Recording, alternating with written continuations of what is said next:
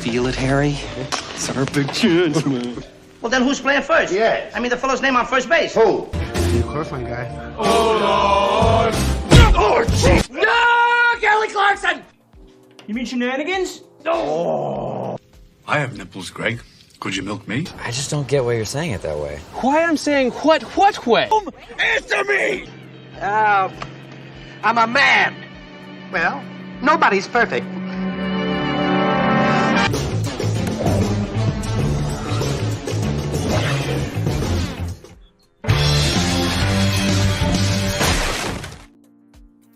Hey, and we're live, ladies, gents, boys, and girls, and children of all ages.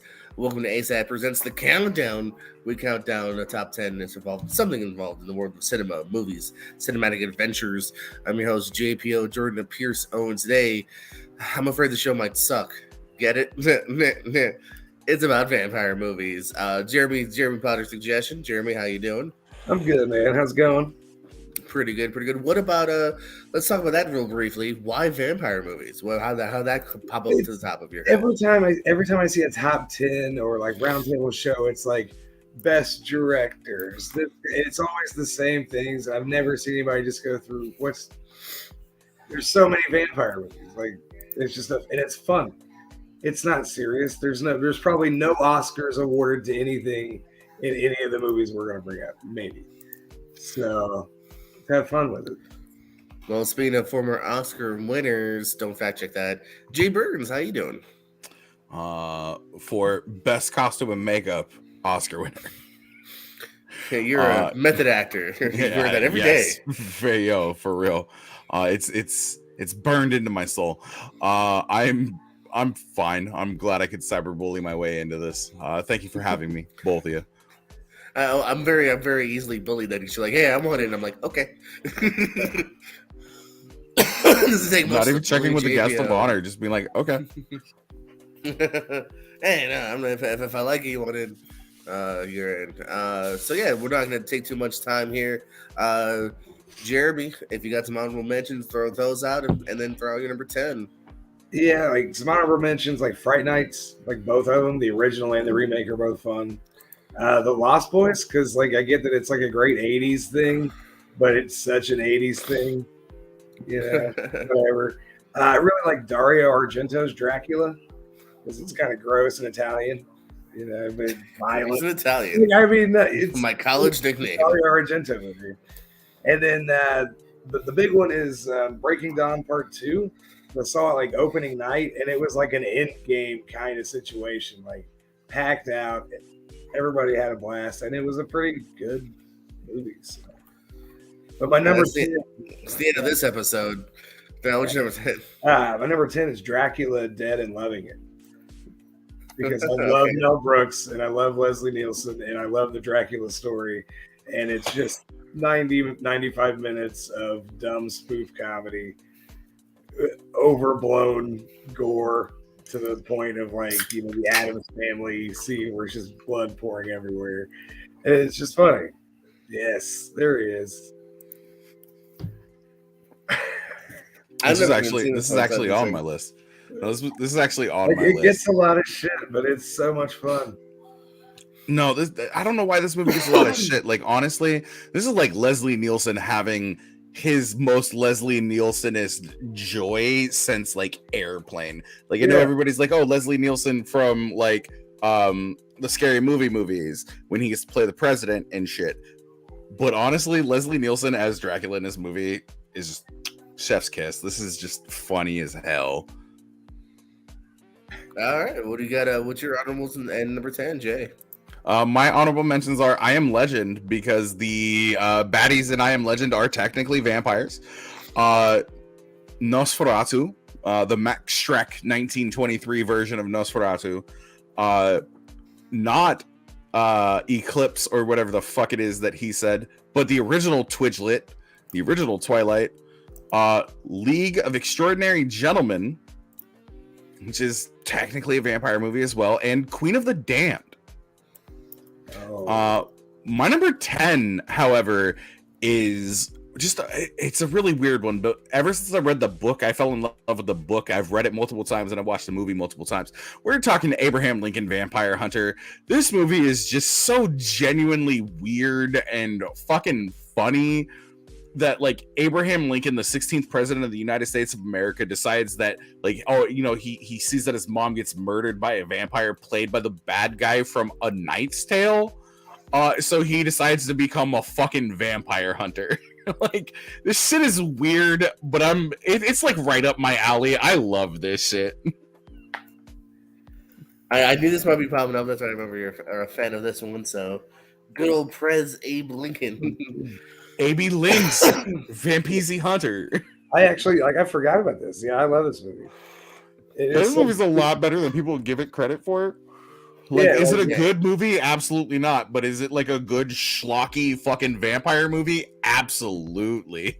And it's one of those where like they're like, look what Zack Snyder, look at 300. Let's make a movie that looks like 300. The slow, But it's about hunting vampires and it has Abraham Lincoln in it. Go do it. And it was okay. You also mentioned other good ones on your honorables too. I love I Am Legend, so I wasn't necessarily sure if we'd all include that. So that would actually. That's why I put it in my honorables. Honestly, I would yeah. move it from my honorables to my list, but I wasn't 100% sure. Yeah, I think that might have been a top 5 for me. Yes, I kind of with you. I'll also throw that in as an honorable. Like, if you include it, definitely include it. For my honorables, I have a recent one, Jacob's Wife, that came out a couple years ago. I really dug. Also a recent one, Run, Sweetheart, Run, which you don't even know is a vampire movie until about halfway through, that I really liked. I've Underworld as an appreciative honorable mention. Ooh. And then the two bigger ones, one Jeremy mentioned earlier, Lost Boys, also just an honorable for me here. Okay. I just never delved into it as much as some others did. And Interview with the Vampire is actually an honorable for me. So far, both of you in your honorable mentions have mentioned vampire movies that are on my list. Yeah, and I'm not surprised. I'm sure there's love for them. The other ones I go to more or I enjoy just a little bit more, even if it's egregious, even if it is like my number 10. Not the TV show, because that would be my top 5.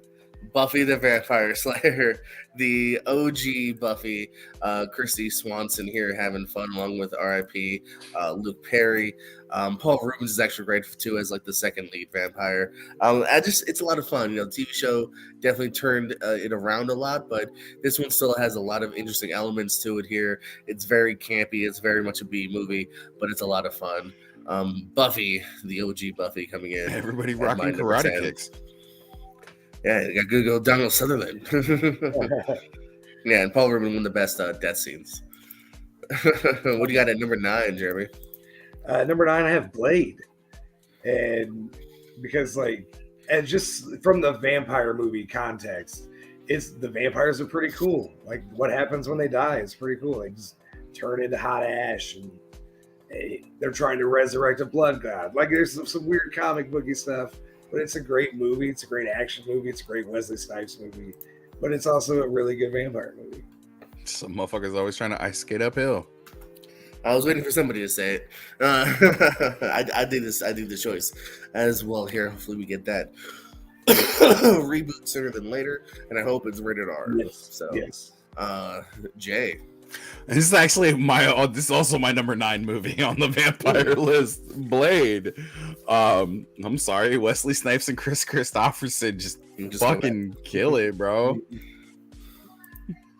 Yeah, just go back. Yeah. And it was still like the first successful comic book movie that wasn't Batman or Superman. Yeah, that was rated R. It's fine. Yeah. You could say it. Like Wesley Snipes does great in this. Sanaa Lathan does great in this. Steven Dorff, I believe, is what his name is. In this as Deacon Frost. Yeah. Steven Dorff. Blade. So, yeah, Udo Kier. Udo Kier's in it.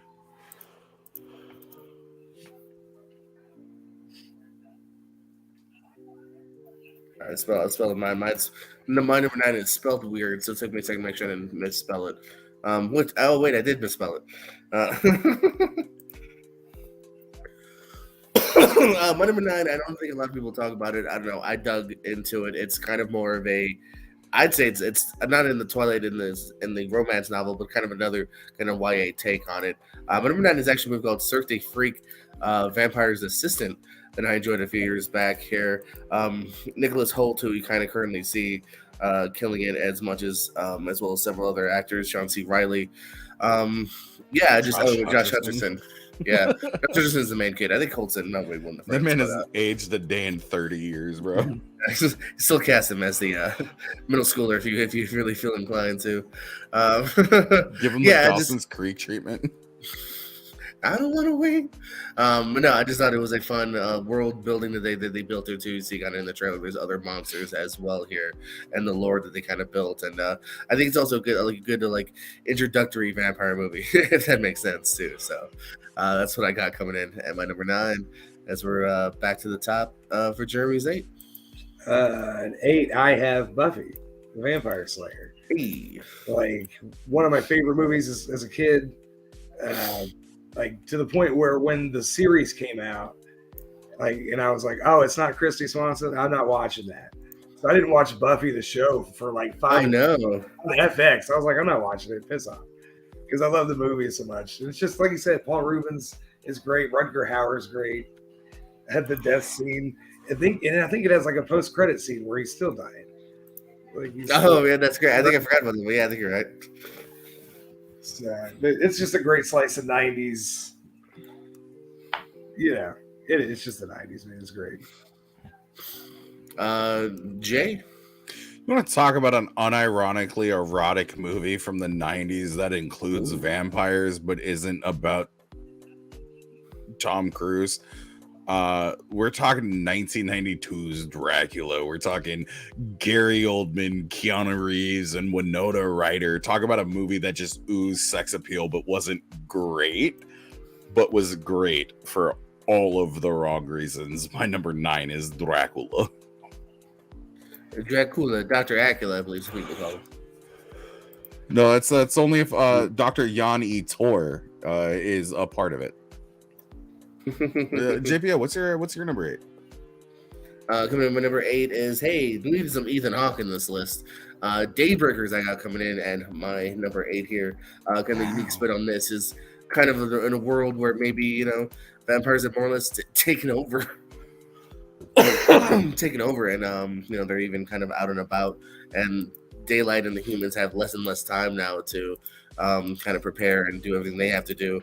Again, I thought it doesn't fully execute the premise here, but it's still an interesting premise with some good performances, and Willem Dafoe's in it, and still a really decent flick that I think has also kind of been underseen over the years as well. So number 8, Date Breakers. Nice. Jeremy. Right, 7? Is that where I'm at? Yes, sir. 7, I got what we do in the shadows. This is way too low. Way too low. It had to go somewhere though. That's fair. At least it wasn't in the honorables. I don't even know what you said. I really didn't know who Taika Waititi was. Never really paid attention to anything. Jermaine Clement, I had heard of. It wasn't fully on board with. And then I saw this, and I was like, "Holy shit! These guys are just two of the funniest dudes." Everybody in the movie kills them, but those two especially, it's 100% scenes after scene after scene. And we're werewolves, not swearwolves. It's just insane. It never gets old. So Jay, I dig it as well. No, I absolutely adore that movie. It's way higher on my list, but it does make an appearance on my list. We're on my number 7. Yeah. All right. So we've all had the same exact dream, right? Kate Beckinsale in PVC latex. Dog, we're talking, this is the original. This is Underworld here. This is the perfect spot for this on this list because everybody knows that dragons, vampires and werewolves have kind of been antagonistic. They've been the pirates versus ninjas of the movie world for the longest time. We never really got to see a movie where they fought a whole lot. But now we get actual kind of badass lycanthropes versus vampires. You get Bill Nighy up in this bitch. Sadly, Scott Speedman as well. But yeah. What's Scott Speedman do? He's Scott Speedman. Oh, okay.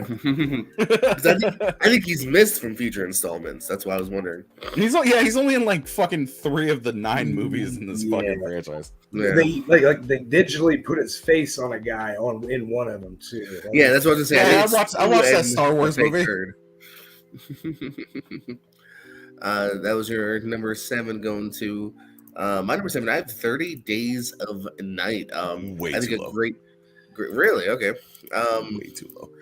I think a great backdrop for a vampire film here. They're stuck, they're isolated, and the sun ain't coming. I love how it's shot here. You have a great little side performance by Ben Foster as the, it's coming, motherfuckers kind of guy. But yeah, even Josh Hartnett, who I think is kind of having a little bit of a resurgence. He's good in this.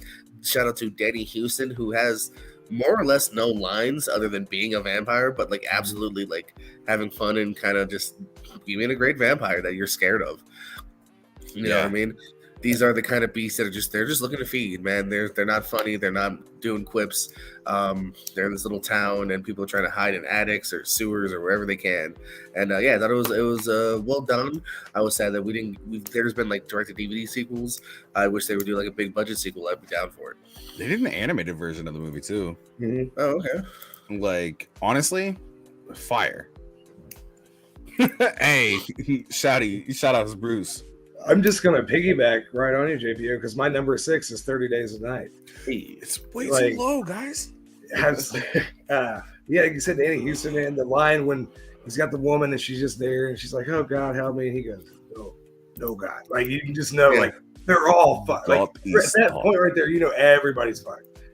And God Josh is Hartnett dead. though does great as the hero. Like the sacrifice, figures out the only way to fight the monster is be the monster, and that was a cool way to twist for the story. But yeah, always loved it. And that's a good one. I'm glad to see there's some more love for it here, and even bigger love from Jay coming up at some point. Jay, what you got next? Number 6 for me is Bela Lugosi's Dracula, as a matter of fact. You want to talk about just like an old school movie that kind of instills fear but still allows Dracula this like larger than life performance. Bela Lugosi as Dracula's like larger than life performance. Plus, who doesn't remember the fucking quote? Listen to them sing, the children of the night. Like, you can say what you want about movies from like the 1930s and shit, but like this is one of those quintessential horror movies. This is the vampire movie that I think people think of when they think of vampire movies. Yeah. Not good. I love to some old school representation. Something I'll have to check out. I've not seen a lot of the older ones here. Coming in at my number 6 here. One of 2 actual remakes here, but I think it absolutely works. Is Let Me In, remake of Let the Right One In. Chloe Grace Moretz, Richard Jenkins, amongst others. It's another interesting. Again, I kind of like different takes on the vampire world, or someone they can do something, whether it's the backdrop or this one here is more about the relationships, a little girl being trapped in the body, which you see a little bit in Interview with a Vampire as well. Her relationship with the boy next door who is, picked upon, and some of the horrific scenes with some of the school children in this, but it's another Matt Reeves flick. He's continued on to make nothing, I think, but really interesting flicks, actually. I think he's kind of batting 100 to a degree right now. Yeah, he made another vampire movie. He made The Batman. That's my number 1. Don't spoil my list. Let Me In coming in at 6 as we are now in the top half of the list. Top 5, yeah. 5, I got Interview with the Vampire. It's one of those, it does the same thing like you just said. It cross references that with the kids stuck in a kid's body, even though you're immortal and you can never like actually grow, and it drive you insane. But you don't see Tom Cruise as a villain very often, and he's very good when he's a villain. Look at Collateral and an Interview with the Vampire. Like look at Tropic Thunder. Yeah. He's not a villain in either Collateral or Tropic Thunder. He's an anti-hero in Collateral, and he is definitely the best part and is a protagonist in Tropic Thunder. He is not an anti-hero in Collateral. He is Yes, a he murderer. is. Murderer. Okay. Anyway, So is Leon. And Leon's cool. isn't it? Exactly. It's always great. Well, what do you got for number 5, Jay? Number 5, I have my boy Schnick in Van Helsing. As a matter of fact, I have Hugh Jackman in Van Helsing. I don't know why it took me a second. I'm like, what Wolverine movie are you trying to shoehorn in here? I'm not trying to shoehorn a Wolverine movie in here, technically. Van Helsing is just one of those really weird ones where you're like, okay, cool. There are Draculas in this. This is one of the only movies where you actually get to see Dracula's brides. And it's just one of those things where I love the lore of Dracula and I love like the lore behind Van Helsing. So to get more of that, this movie is not as bad as everybody makes it out to be. It's worse. No, it's not. Stop it. It's not I Frankenstein, okay? Fucking relax. Frankenstein. No, it's not. I Frankenstein is the worst fucking monster movie to be remade in the last 30 years. No. And I'm in the middle. Well, I mean, we are in the middle because this is our number 5 pick, JPO. Do you have a pick that is better and or maybe worse than my number 5 pick? Well, according to you guys' list, at least your list, it's a little worse because it's something you both talked about. It's on mine as well. It's Blade. It's Ice Skating Fools. It's Wesley Snipes. Yeah, this is one of those ones. I mean, now I think everyone remembers because Mahershala Ali and all the talk and whatnot. But like the people at the time were forgetting. Oh yeah, this is technically a comic book movie, and it shows you very early on in the year, 1998, that you could do something grittier. You know what I mean? That doesn't even feel like it's a comic book movie necessarily, at least at the time, the vision of a comic book movie where all you had was Batman, Superman, and whatnot. So he's great. Is fucking Donald Logan this movie too? Yeah, Donald Logan, and that's why he's referenced in What We Do in the Shadows, the TV show. Vampires are a fan of him because he's a vampire in this movie. I also almost thought about the second one too. I think the second one is on par, if not maybe arguably better. The second one's really good too. The second one's got some really good shit to it too. It's a Del Toro flick, and then it is.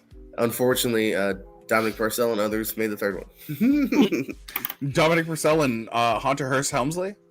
Yeah, it's got a great cast. On cast. Oh yeah. But you just were like, Triple H. Dominic Purcell and others decided to make that movie. I only but as soon as I bring up the wrestler, JPO's got to go into defense mode on it. Because on paper, Patton Oswalt, Natasha Lyonne, Norman Reedus in the second, I think. No, Norman Reedus is in the second. No, he's in the second one. He's the second, right? Here. Thank you. Act like you've seen this movie before, JPO. God. No trivia points for me. What's your number 4, Jeremy? 4, I have Daybreakers. I really liked how they flipped, like, using up your resources, like the narrative, like you're not going to survive if you don't take care of what you have, like, but then also making it a crazy, gross horror movie. The way the creatures would turn into more like bat-like creatures as if they starved or fed on bad food and turn them into these gross monsters. And then apparently car wrecks make you human. That's a lot, but all right. But outside of that, yeah, I love it. I love the aesthetic. Jay, what do you got for 4, man? What I got for 4, I was stuck between 2 here, so I want to retroactively add the one that I don't choose to my honorable mentions. That being said, I'm going to retroactively add Ultraviolet to my honorable mentions list, and I'm going to keep the fucking vampire comedy movie Day Shift. Because I did actually enjoy this movie. I thought this movie was fucking funny as hell. I enjoyed a whole lot of it, but like also just Snoop Dogg being a fucking like Crip cowboy and like surviving the end of the movie, but also somehow using a Gatling gun and then dropping the people's elbow onto the Miz in the middle of this movie. It was just incredibly fucking weird. No, like Jamie Foxx's Snoop Dogg in this fucking movie are just like it's comedy gold, but it's also like kind of super action packed, and the fact that they use like teeth as like a payment system is just I like it. I'm here for it. If you haven't seen this movie, give it a fucking watch. Dave Franco gives by far his funniest fucking performance in a movie since 21 Jump Street, and that's not saying a lot, because he was actually kind of super funny in 21 Jump Street, but that movie came out like a decade ago, so. No, actually, I like this pick. This was originally on kind of like just like my master list of like what maybe could do it. I didn't do it just because I was like, well, let me see one more time before I say it's a top 10 movie. But I think it might be. It is a lot of fun. It was a very easy watch. It's one that I could definitely see a sequel to. You know what I mean? There's kind of the Steve Howie character, the Snoop Dogg character. Like again, I kind of like the little Big John, baby. Big John. I still have not seen this yet, so I'm gonna. Yo, it's on Netflix, bro. You gotta watch it. Also, they're gonna give it one sequel, then they're gonna say that like a third one's coming out, and then they're gonna cancel it because that's what Netflix does. That's very true. Yeah, Dave Franco's wife, Alison Brie, give us Glow season 4, you sons of bitches. Or is it season 3? Regardless, they screwed us. My number 4 here. Let me add it to my list here. Boop. I'm going over to Russia for a movie called Night Watch. This is one that I always kind of try to hype because it's actually one of my. I think it's in my like 128. Like I just really dug this movie here. It's a big budget movie from Russia. It is Timur Bergatov, who would go on to do Wanted. You could see why, America, the studios here wanted to see this guy make a big budget movie over here because this movie is really good here. Again, just it's been a while since I've seen it, but the stunts here, the characters that they built, the world that they built here, I'm trying to remember it's a tight like 2.5 hours, but you're in it the entire way. It's actually less than 2 hours, but I mean, I just remember really being kind of like glued and interested here. So yeah, Night Watch coming in at my number 4. Timur Bekmambetov. That sounds probably more correct. The guy who directed like 9, the movie about those puppets. Did he do that too? Wanted. Yeah, he did that. Guy? I did It's Wanted. the same Yeah. guy. It is. 9's awesome. 9 is great. If it had vampires in it, it would probably make my list. I'm just for sure. So we're up to top 3 now, right? Top 3. Yeah. My number 3 is Queen of the Damned. I love this movie. I love it when it came out. I watched it not that long ago. I still love it. Shane Acker directed 9, by the way. I don't know. Oh, right. Okay. And but I love one person in this movie. Like Aaliyah was great. Like it happened right, unfortunately, like right when she died. So like things didn't get finished. Like it wasn't a finished movie. I think like the whole part. I'm not positive. It wasn't. She had done most of like principal photography, but like it wasn't done. No. What's his Stuart Townsend? Is that the guy's name? Is that the guy that plays the Stott? That's the guy who was almost Aragorn. He was Aragorn for a day. He was Aragorn. Yeah, he was Aragorn for a day. Yeah, he's great. He looks like a vampire. It is very much a early 2000s movie, though. Like, absolutely. It's so over the top and slow mode again, and some CGI where there doesn't need to be. But it's a great way to show how they have to live to be able to keep living with people for century after century. And the soundtrack's dope. If you like Korn, you'll like the soundtrack. Have you guys seen this in the last 20 years? Yes. It's been like 15 years since I watched this movie. Okay. I don't know, guys. I tried in the last year, and God, did I not like this almost at all. Look, so... I'll watch anything with Aaliyah in it, especially with Aaliyah and half of the outfits that she's in this movie. Well, I absolutely love Find her, a YouTube clip of her scenes because she's also barely in it. So, which is one of the I've done that too. problems. I've done that too. What you got, Jay? This might be probably the most divisive choice of this entire thing, and I know that we've all had a whole bunch of shit on these lists. I don't, Bruce. I'm sorry, but what I do have at number 3 is by far one of the best movies of like the mid 2010s, and it's Dracula fucking Untold. Dracula Untold got a really shit reputation for no fucking reason. Luke Evans played a hell of a fucking Dracula. Fucking Charles Dance is up in this movie acting his fucking ass off as just an old decrepit Tywin Lannister up in a cave where he can fuck off. But the story behind it is like almost historically accurate to like what happens to Vlad Dracul. without the whole vampire fucking mythology behind it. But I think this movie does not get as much love as like everybody gives to vampire movies. This is just one of them ones that doesn't get enough. Interesting. I don't think I never got to this one because I had not heard great things. I've heard. What you got? Oh, sorry. It was the one that was supposed to start the Dark Universe. Yeah, and then they decided to go with the Mummy, which definitely ruined the Dark Universe. Yeah. Had they started with this one, it would have been fine, but they decided to fucking fall back on TC Legend, and that didn't work out for him. So, let's see. Number 3 here.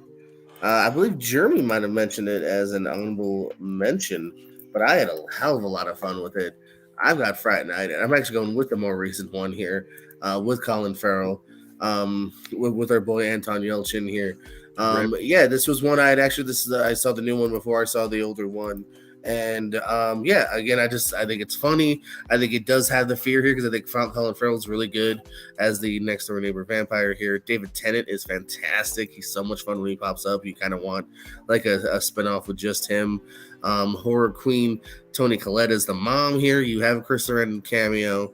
I really dug it here. I thought they did absolutely everything right. They updated it. It looks good. It's funny. It has the vampire lore. It is intense at points. So yeah, Fright Night makes my number 3. And I too also do not have the Jonathan Lipnicki classic. Thought about it, didn't quite make it. Honestly, I'd have added Scooby Doo before I added the little vampire. And that's nothing against that movie. That movie's just not good, and it's also just a decom. So pass. All right, my number 2, I have one you guys have already had.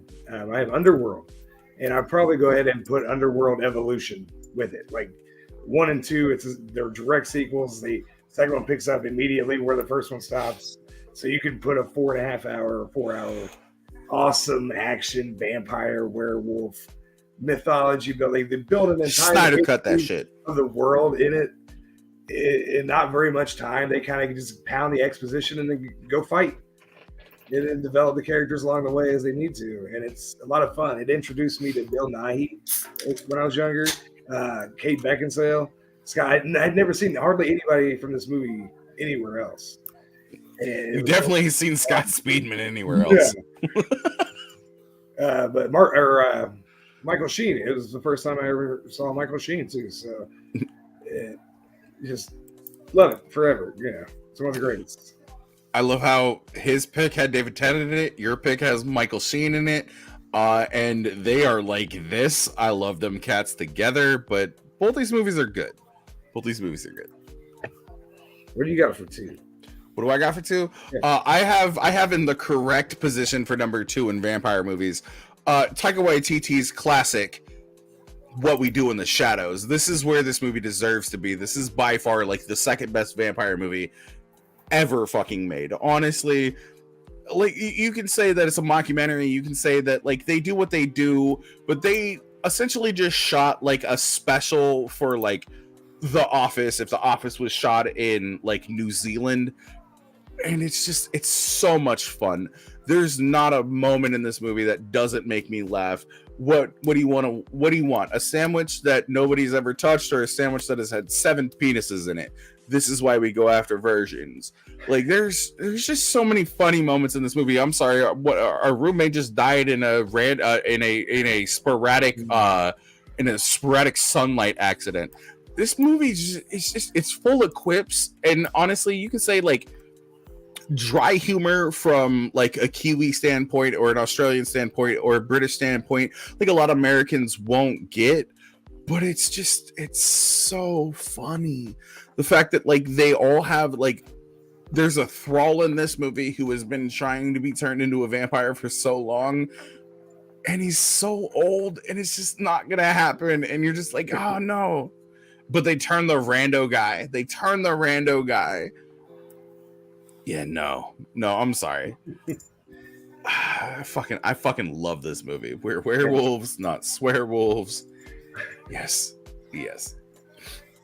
The wire work, yeah, like this the cheesy wire work that also works. Like it fits. It's so good. Absolutely. Love how Twitch is one of those little blurbs right there, though. JPL, I'm surprised at what you have at your number. What is this, number 2 for you? Are you surprised at my number 2? Do you know what my number 2 is? I'm gonna say The Lost Boys. No, I'm kidding. No, I already said it's an honorable mention. So you're not a good guess. You're not listening. From Dusk Till Dawn is my number 2 here. The Gecko Brothers. Okay. Absolutely here. Great film that's almost you could split into 2 halves here. The first part is very tense. The opening scene in was it like a gas station with John Hawkes and them holding Michael Parks. And then finally get to this bar here. They hold this poor family at hostage. Julia Lewis, Harvey Keitel, and that boy who's never acted since. I looked up. I was like, that dude ever do anything? That son never did. But anywho, they go to the titty twister here. You got Cheech Michael Marin popping Parks up a couple times. Danny Trejo popping up, and what is it? Even Fred Williamson, some Tom Savini. And shit goes down. Vampires start coming, and bodies are dropping, and it is so much fun here. One of my first vampire flicks too. My brother showed me this when mom and dad didn't know. So Salma Hayek making me become a man. Hey. From Dusk Till Dawn. Hey, yo, they're getting a free show. Which means we are down to our number 1s here, Jeremy. Yeah, well, I'll just piggyback again. Like you're always one ahead of me. My number 1 vampire movie is From Dusk Till Dawn. It broke my 11-year-old brain the first time I saw this movie.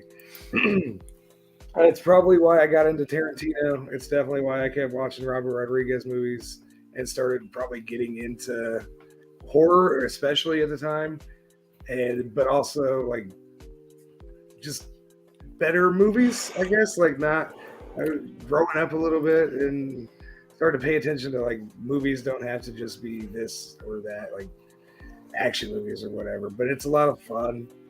It's bonkers, especially once everybody starts turning. You gotta love Sex Machine.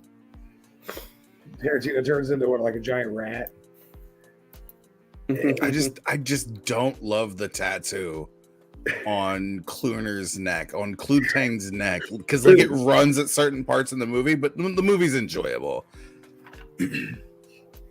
Movie's awesome. So what's your number 1, Jay? What you got, man? My number 1 is a movie that's already been mentioned. And I think everybody knows what it is at this point in time. It's 30 Days of Night. This is by far the best vampire movie that has ever been made because it gives me exactly what I need. It gives me the town of Barrow, Alaska. It gives us the perfect setting for a vampire movie to happen. They literally have a month of darkness. What else are you going to have happen in this town?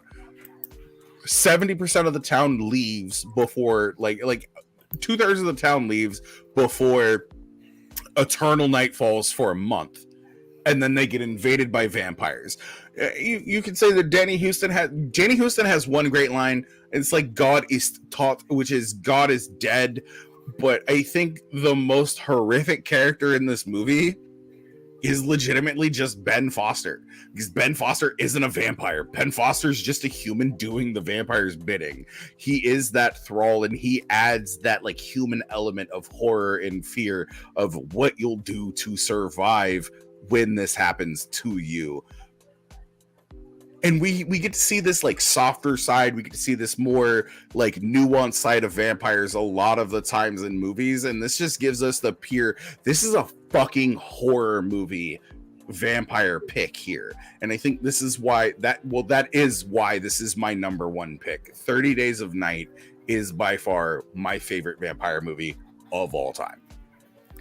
And now to go to the polar opposite of a 30 Days of Night, I had to do it. Hotel Transylvania? My number 1, Hotel Transylvania 3, Summer Vacation, boy. Almost made my honorable mentions. Almost made my honorable mentions. It's what we do in the shadows. As I was going through my 10, I'm like, there's just not a movie on this list that I enjoy more. And I know there's comedy and there's horror, as you said. So obviously, tomato, but as in, if you pick the best horror versus the best comedy, this is one of the best comedies I think we've seen.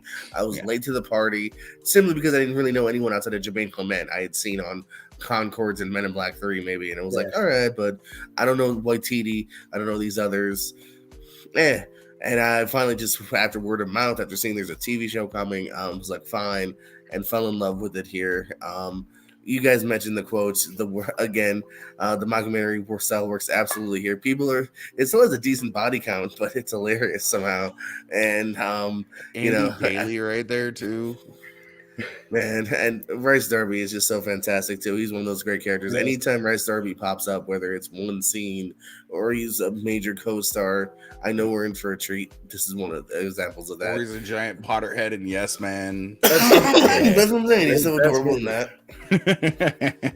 Or in Our Flag Means Death.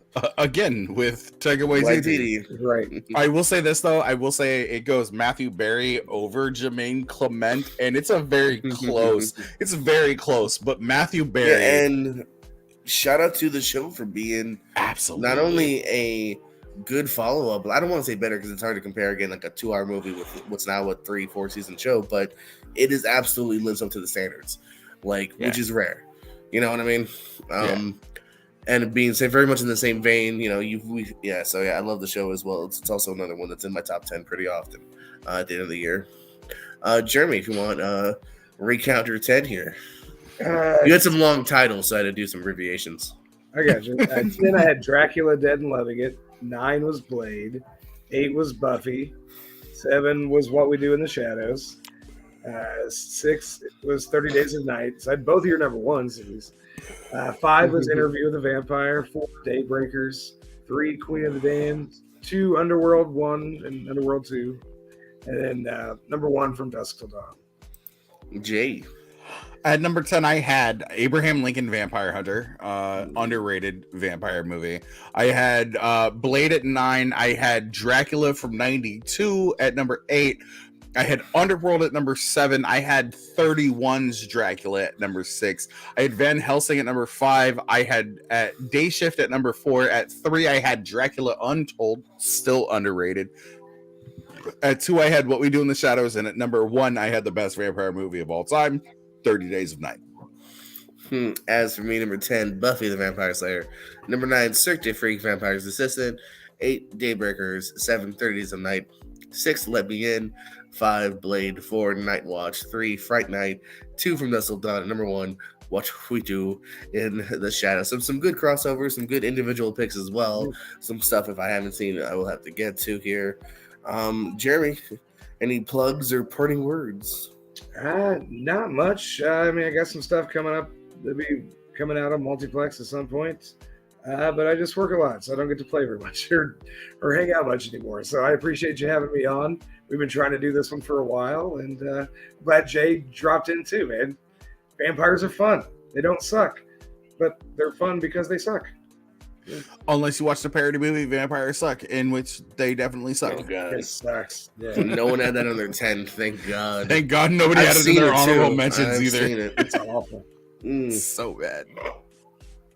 Why'd you guys see? You gotta kill it right there at the end. We were good. Jay, same thing. Plugs, parting words. I don't find me on anything other than twitch.tv/Luz Theron, LOZTHERIN, where I get toxic playing Call of Duty, Madden, and I started Life is Strange, and I still need to finish Cyberpunk. Other than that, don't look for me online. I won't add you back. Follow me Cyberpunk on starring Twitter. Bram Stoker's Dracula? Keanu Yes. Well, Jonathan Harker, but yeah, let's be real here. Gary Oldman. My R button on my tongue was stuck there. Is Dracula, but Keanu Reeves is in the movie. Yes, and follow me. Breathtaking in both. Here, right here. Like, subscribe, tell a friend, ring the bell. Tell an enemy if you don't like it. You know what to do. Thank you for watching.